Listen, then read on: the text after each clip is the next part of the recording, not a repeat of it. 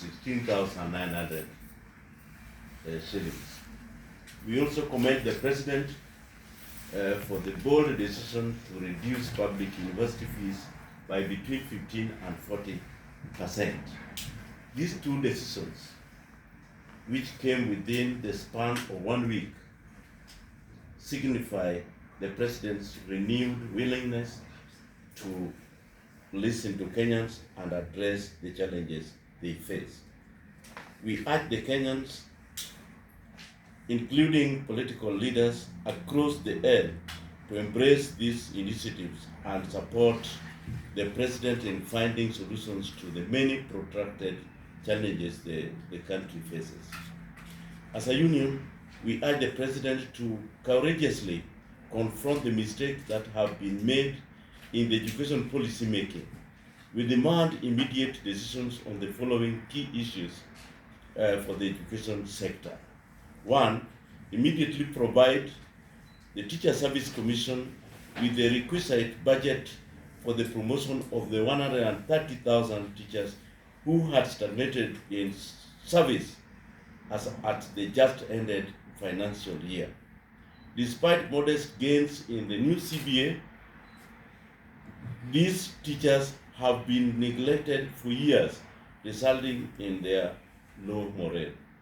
Number 2, the Cabinet Secretary for Finance should immediately release the entire capitation for the academic year 2025 so that schools can address pressing financial obligations ahead of the term 3 opening later this month. And number 3, immediately provide budget for the employment of 20,000 teachers that the President promised the country during this year's Labor Day.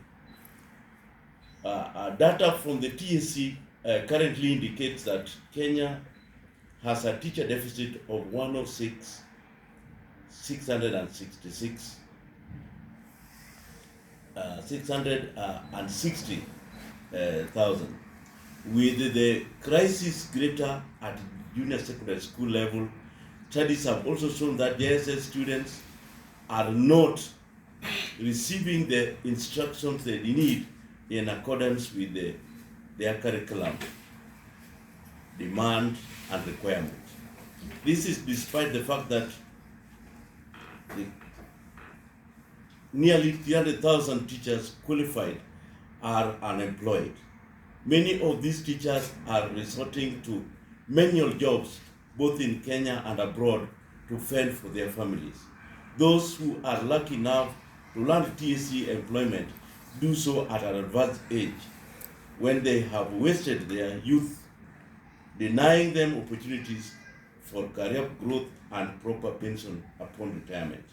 Number 4, immediately take measures to re-domicile junior secondary schools to take advantage of the already developed infrastructure, teaching, workforce, and institutional culture in secondary schools.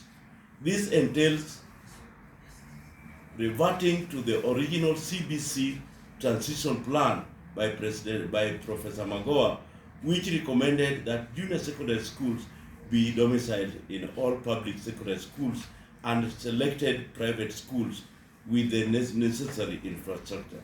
And number 5, immediately embark on a program to phase out the expensive boarding schools in Kenya and allow students to learn in local institutions close to their places of residence by the year 2030. And number 6, start a national conversation to abolish all bursary funds, scholarships, and other financial aids in the education sector with a view to making public education free at all levels in Kenya. Now, for nearly 3 years, KUPPET has advocated for progressive policy positions, most of which the government ignored.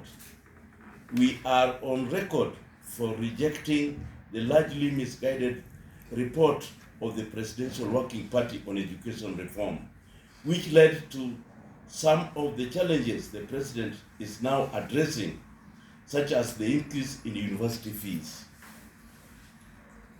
Through its sweeping changes, the report undercut the role of the Cabinet Secretary for Education in policy making.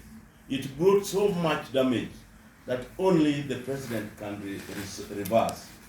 On GSS, the report resulted in the domiciling of junior secondary schools in primary schools which lack infrastructure and teachers. The government will be forced to equip the 23,000 primary schools for JSS, an expensive endeavor indeed. Ironically, the government, through the State Department for Early Learning and Basic Education, had committed billions of shillings in building more than 12,000 classrooms, laboratories, libraries, and other facilities in secondary schools, facilities which are lying idle. The end of the report. Thank you. Any